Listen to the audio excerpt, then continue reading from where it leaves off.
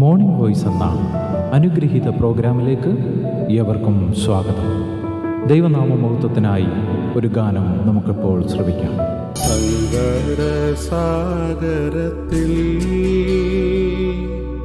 വൻതിരയേറിടുമ്പോ ജീവിത നൗകയിൽ നീ അമരത്ത് ഉറങ്ങുകയിൽ സങ്കടസാഗരത്തിൽ വൻതിരയേറിടുമ്പോ ജീവിത നൗകയിൽ നീ അമരത്ത് ഉറങ്ങുകയിൽ. ഇന്ന് വചനത്തിൽ നിന്ന് നമ്മോട് സംസാരിക്കുന്നത് കർത്താവിൻ്റെ ശ്രേഷ്ഠദാസൻ വിനോദ് തോമസ് കോട്ടയം. പ്രാർത്ഥനയോടെ ധ്യാന ചിന്തകൾ നമുക്ക് ശ്രമിക്കാം. ദൈവനാമത്തിന് മഹത്വം. മോർണിംഗ് വോയിസിലൂടെ ദൈവവചനം ശ്രവിക്കുന്ന എല്ലാ ദൈവമക്കൾക്കും കർത്താവായ യേശു ക്രിസ്തുവിൻ്റെ നാമത്തിലുള്ള സ്നേഹവന്ദനം. 1 പത്രോസ് 1 അധ്യായത്തിൻ്റെ 10 വാക്യം വായിക്കുന്നു, ശ്രദ്ധിക്കുക. മുമ്പേ നിങ്ങൾ ജനമല്ലാത്തവർ, ഇപ്പോഴോ ദൈവത്തിൻ്റെ ജനം. മുമ്പേ കരുണ ലഭിക്കാത്തവർ, ഇപ്പോഴോ കരുണ ലഭിച്ചവർ തന്നെ. അപ്പോസ്തലനായ പൗലോസ് വിശ്വാസികളോട് പറയുകയാണ്, നിങ്ങളുടെ ഭൂതകാലാവസ്ഥയെക്കുറിച്ച് നിങ്ങളൊന്ന് മനസ്സിലാക്കുക. ഇപ്പോൾ നിങ്ങൾ ആരായിരിക്കുന്നു എന്നുള്ളത് മനസ്സിലാക്കുക. മാത്രമല്ല, ഇപ്പോൾ നിങ്ങൾ ആരായിരിക്കുന്നു എന്ന് മനസ്സിലാക്കി അതിനനുസരിച്ച് നമ്മുടെ ജീവിതത്തെ ക്രമീകരിക്കുവാനാണ് പത്രോസ് ആവശ്യപ്പെടുന്നത്. മുമ്പേ നിങ്ങൾ ജനമല്ലാത്തവർ, ദൈവം തൻ്റെ വലിയ കരുണയാലും ദയയാലും നമ്മെ തൻ്റെ ജനം ആക്കി തീർത്തിരിക്കുകയാണ്. ദൈവത്തിൻ്റെ ജനം എന്നുള്ള ഭാഗ്യ പദവി ലഭിച്ചിരിക്കുകയാണ്. ദൈവത്തിൻ്റെ ജനം എന്ന നിലയ്ക്ക് ദൈവത്തെ ലോകത്തിൽ വെളിപ്പെടുത്തുവാനാണ് ദൈവം തൻ്റെ ജനമായ ഇസ്രായേലിനെ തിരഞ്ഞെടുത്തത്. സങ്കീർത്തനം നാം വായിക്കുന്ന, യഹോവ ദൈവമായിരിക്കുന്ന ജാതിയും അവൻ തനിക്ക് അവകാശമായി തിരഞ്ഞെടുക്കപ്പെടുന്ന ജനവും ഭാഗ്യമുള്ളത്. ആ ഭാഗ്യപദവിയാണ് ദൈവജനത്തിനുള്ളത്. ആ അനുഗ്രഹമാണ്, ആ സന്തോഷമാണ് ദൈവത്തിൻ്റെ ജനമായിരിക്കുക എന്ന് പറഞ്ഞാൽ. ദൈവത്തെ ആരാധിക്കുക, ദൈവത്തിൻ്റെ വചനം ഘോഷിക്കുക, ആ ദൈവത്തിൻ്റെ സാക്ഷികളായി ഈ ഭൂമിയിൽ ജീവിക്കുക എന്നുള്ളതാണ്.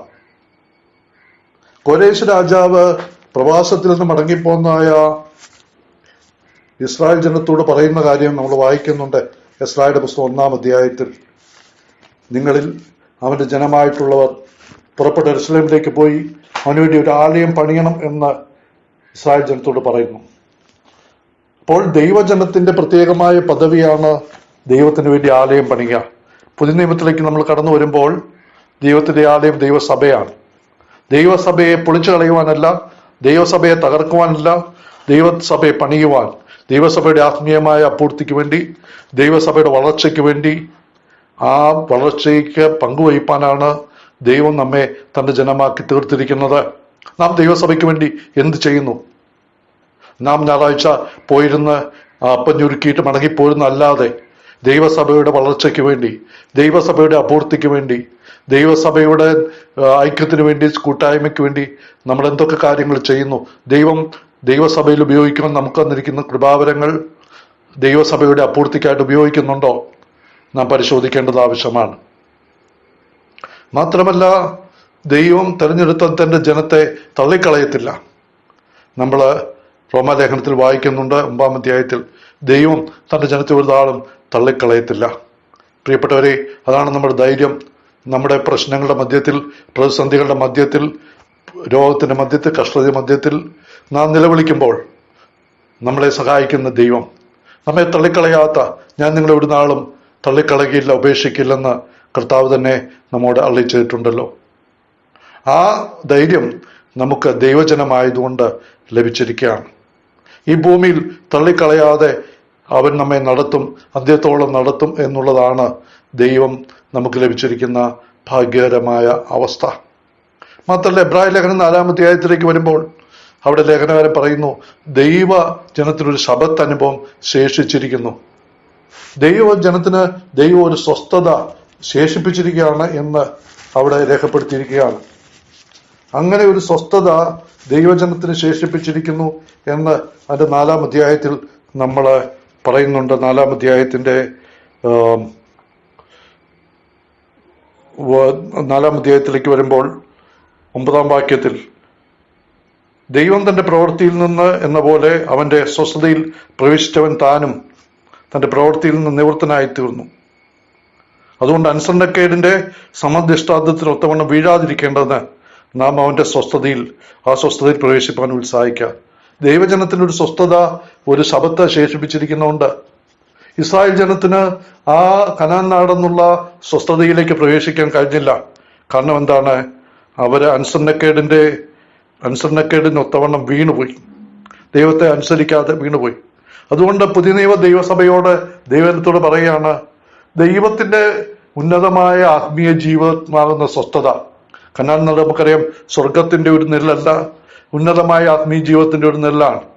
അപ്പോൾ ഉന്നതമായ ആത്മീയ ജീവിതത്തിന്റെ അവസ്ഥയിലേക്ക് പ്രവേശിക്കാൻ തടസ്സമായിരിക്കുന്ന പാപങ്ങൾ എല്ലാം ഉപേക്ഷിച്ച് ആ സ്വസ്ഥത, ആ ഉന്നതമായ ആത്മീയ ജീവിതത്തെ അനുഭവിക്കുന്ന സ്വസ്ഥതയിലേക്ക് പ്രവേശിക്കാൻ നാം ശ്രമിക്കണം എന്നാണ് ഇവിടെ ലേഖനകാരൻ പറയുന്നത്. അങ്ങനെ ഈ ഭൂമിയിലും ദൈവജനത്തിന് ഒരു സന്തോഷവും സുരക്ഷിതത്വം ഉണ്ട്. മാത്രമല്ല ഭാവിയിൽ കർത്താവിന്റെ നാളിൽ അവൻ ഒരു സ്വസ്ഥതയിലേക്ക് പ്രവേശിക്കും.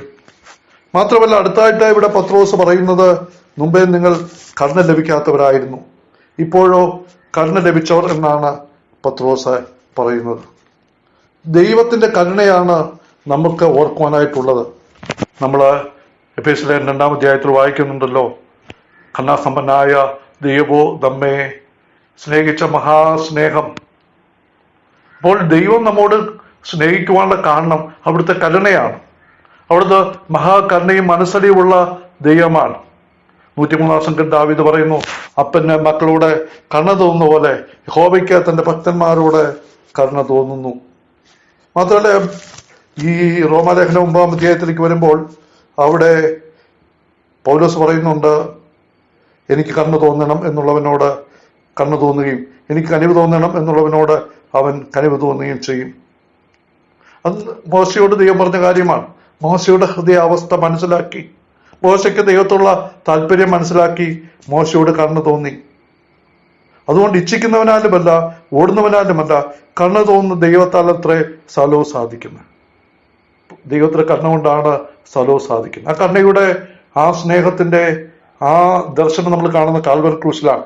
നമ്മുടെ പേരിൽ വലിയ ഡയബിതിയെല്ലാം നമ്മളോട് കരുണ തോന്നി ദൈവം തന്റെ പുത്രന്റെ പേരിൽ ചുമത്തി ആ പുത്രന്റെ ശിക്ഷയെല്ലാം അനുഭവിച്ചതിന്റെ കാരണം ദൈവത്തിന് നമ്മളോട് കരുണ തോന്നിയത് കൊണ്ടാണ്. പൗലോസ് പറയുന്നുണ്ട്, ഞാൻ മുമ്പേ ദൂഷകനും ഉപദ്രവിയുമായിരുന്നു, അറിയാത്ത ചെയ്തുകൊണ്ട് ദൈവത്തിന് എന്നോട് കരുണ തോന്നി. പൗലോസിനെ രക്ഷിച്ചതിന്റെ പിന്നിലുള്ള ദൈവത്തിന്റെ വികാരം അവിടുത്തെ കരുണയാണ്. അവിടുത്തെ കരുണ തീർന്നു പോയിട്ടില്ല. പ്രിയപ്പെട്ടവരെ, ആ കരുണയാണ് നമ്മളെ രക്ഷിച്ച കരുണ, നമ്മളെ അന്ത്യത്തോളം നടത്തുന്ന ആ കരുണ നമ്മുടെ ജീവിതത്തിൽ പിന്തുടരുകയാണ്. നമുക്ക് ഒന്നും പുകഴുവാനും പ്രശംസിപ്പാനായിട്ടും ഇല്ല. നാം ആയിരിക്കുന്നത് ആ ദൈവത്തിന്റെ കരുണ കൊണ്ടാണ്. ആ കരുണ നമ്മൾ ജീവിതത്തിൽ എല്ലാ ദിവസവും ഓർക്കുകയും നമ്മോട് കരുണ കാണിച്ച ദൈവത്തോട് നാം നന്ദി പറയുകയും ചെയ്യേണ്ടതാണ്. നമ്മളോട് കർത്താവ് പറഞ്ഞു, ഞാൻ നിങ്ങളോട് കരുണ കാണിച്ചതുപോലെ നിങ്ങൾ അന്യോന്യം കരുണ കാണിക്കണം എന്ന് ആവശ്യപ്പെടുകയാണ്. നമുക്ക് മറ്റുള്ളവരോട് കരുണ കാണിക്കാം. മാത്രമല്ല എബ്രായ ലേഖനം 4-ാം അധ്യായത്തിൽ 16-ാം വാക്യത്തിലേക്ക് പൗലോസ് പറയുന്നുണ്ട്, ലേഖനകാരൻ പറയുന്നുണ്ട്, അതുകൊണ്ട് തത്സമയത്ത് കൃപ പ്രാപിപ്പാനും സഹായത്തിനുള്ള കൃപ പ്രാപിപ്പാനും കരുണ ലഭിപ്പാനുമായി കൃപാസനത്തോട് അടുത്തു വരിക. അപ്പോൾ ദൈവസഭയിലെ കർത്താവ് കൃപാസനം നമുക്ക് വേണ്ടി ഇരിക്കുന്നതിന്റെ കാരണം ഓരോ ദിവസവും നമുക്ക് തന്റെ കരുണ ആവശ്യമാണ്, തന്റെ ദയ ആവശ്യമാണ്. ആ കരുണ ലഭിപ്പാൻ പ്രാർത്ഥനയിലൂടെ ഏത് സമയത്തും തുറക്കപ്പെട്ട കൃപാസനത്തിന്റെ അടുക്കിലേക്ക് ചെന്ന് കരുണ പ്രാപിക്കാം. അങ്ങനെ ആ കരുണയിൽ ആശ്രയിച്ച് ദൈവജനം എന്നുള്ളയ്ക്ക് ദൈവമാക്കി വെച്ചിരിക്കുന്ന പദവിക്ക് യോഗ്യമായ നിലയിൽ ദൈവനാമത്തെ മഹത്വപ്പെടുന്ന നിലയിൽ നമുക്ക് ജീവിക്കാം. ദൈവത്തിന്റെ ആത്മാവ് നമ്മെ സഹായിക്കുമാറാകട്ടെ. ഇതുവരെ ഞങ്ങളെ ശ്രദ്ധിച്ച എല്ലാവർക്കും വീണ്ടും വരുന്ന കർത്താവിൻ്റെ വിശുദ്ധമായ യേശുക്രിസ്തുവിൻ്റെ നാമത്തിൽ ഞങ്ങളുടെ സ്നേഹവന്ദനം അറിയിക്കുന്നു. കർത്താവ് നമ്മളെല്ലാവരെയും അനുഗ്രഹിക്കുമാറാകട്ടെ. ആമേൻ. നീ കൂടെ